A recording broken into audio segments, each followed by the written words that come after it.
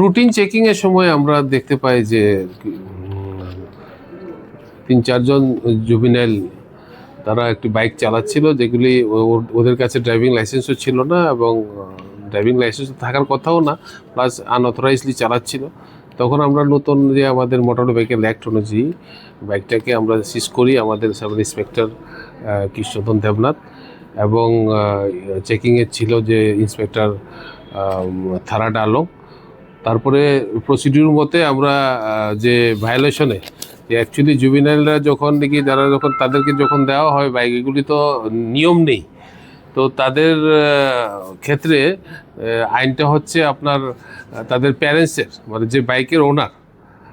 ওনার এবং তাদের যে প্যারেন্টস আছে তাদের ক্ষেত্রে এটা আইনটা তাদের উপর প্রয়োগ করতে হয়। তো সেই ক্ষেত্রে অ্যাজ পার এমবি অ্যাক্টের নতুন মডিফিকেশন অনুযায়ী আমরা ওনাদেরকে আমরা 25,000 রুপিস আমরা ফাইন করেছি আন্ডার এমবি অ্যাক্ট এবং আমরা একটা সবাইকে আমরা মেসেজ দিচ্ছি যে জুবিনাইল যারা আছে তাদেরকে যাতে আনটিল এন্ড আনলেস তাদের অফিসিয়াল এজ যেটা এমবি অ্যাক্ট অনুযায়ী যদি না হয় তাদেরকে যাতে না দেওয়া হয়, এবং মোটর ভেহিকেলস রুলস অনুযায়ী সব কিছু মেনটেন করি যাতে আপনার